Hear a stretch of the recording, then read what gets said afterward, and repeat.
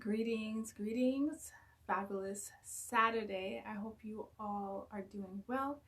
In today's live, I really want to talk to you about an element in content creation that you must absolutely own for the benefit of your business and for the benefit of marketing your offers. So, my name is Alexandra Montfort. I am the content whisperer, your content coach, supporting healers, coaches, and teachers promote themselves with confidence and create content with ease. Let us begin.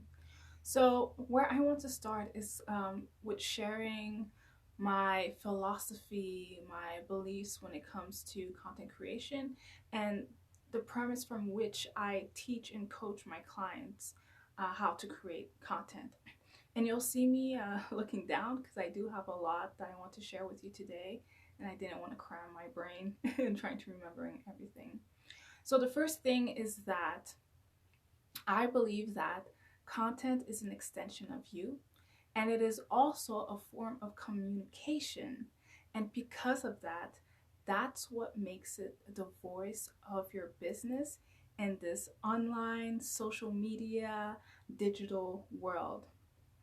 And the beautiful thing is that when you have that kind of mindset, it allows you to connect with your content, to connect with your copy.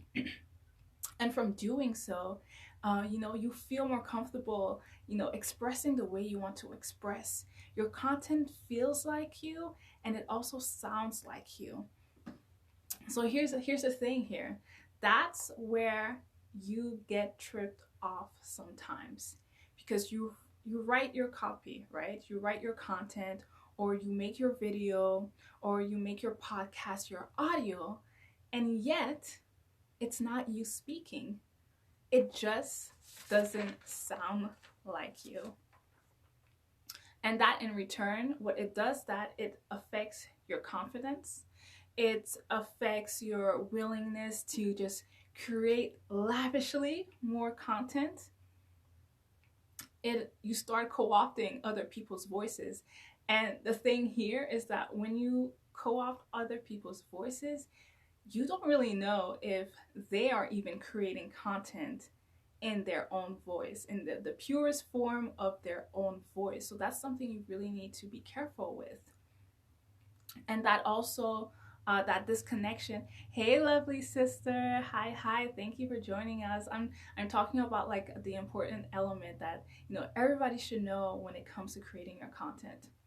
And another aspect that disconnection between you and the content creates, between you and your content, is your creativity. Because instead of moving your energy towards creating and finding new ideas and knowing how to be more creative, your energy is moved towards the stories that you tell yourself about why things are hard, why things are not happening for you, why you can't come up with new content, and why you can't. All the things that you might come up with of why you can't. And all of that stems from that disconnection with your content and that not being able to recognize or develop your online voice. And I want to give you a definition of what I mean online voice.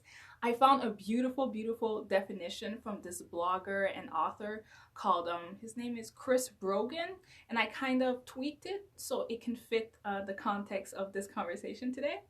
So your online voice is taking the best version of yourself and translating that into written word, video, and audio. Don't you like it? I thought it was the most simplest and most like neat definition that anybody can understand. So I wanted to share that with you.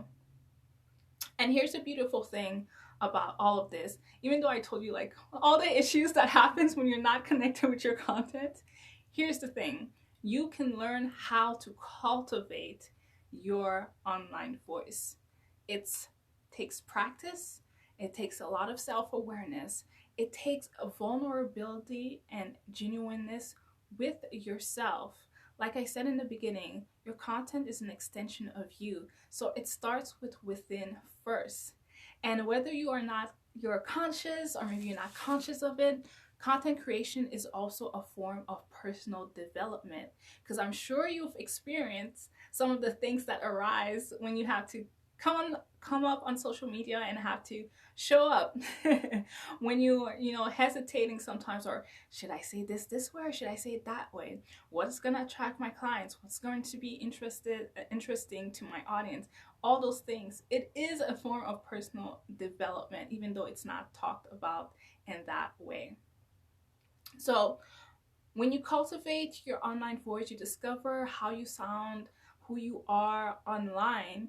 When you begin to be in that space where it's like, oh, I create content like this, I use those type of words, I sound like this, what happens is that you know that you're enough. You enter the space of all that I am is all that you need. That's it. You stop feeling like a fraud. You get off the path of mimicry. That's when I was talking to you about like co-opting other people's voice. And you could also admire other people's content without you feeling lesser than, because you're reading something that is so beautiful and so fantastic, and you're like, I'm drawn to it. You know? So,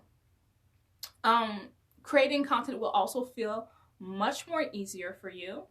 And you'll allow yourself to explore, to be at ease, to have fun, and of course, be yourself. I'm glad this is resonating with you, sis.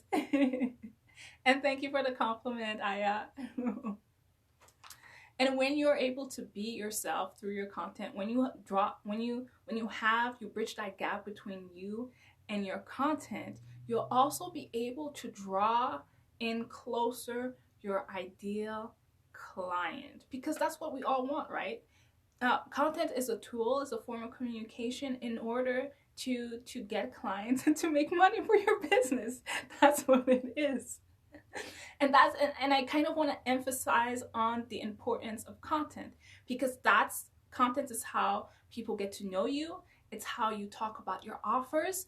It is the access point to you and to who you are and to how you do business and to what your business is about. So people can make the decision, do I want to take it further with this person? Do I want to reach out to her? Do I want to know more about her offers or how she teaches, how she coaches, how she guides, whatever the case might be, whatever your role is.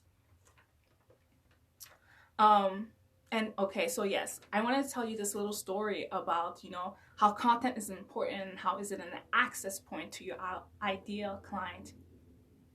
Oh, beautiful. Stephanie says, being okay with that part has been huge for me. That is beautiful. Thank you for letting us know. And so there's this amazing business coach and coach. He's a coach. And I was listening to his video on content creation because I love that. And he was talking about how he went to an event, and he was networking. There was someone interested in working with him, so they scheduled a time for a sales call.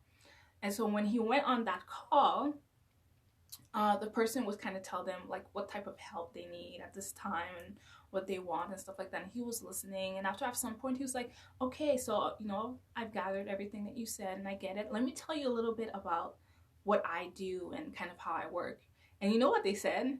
They're like, oh no, that's fine.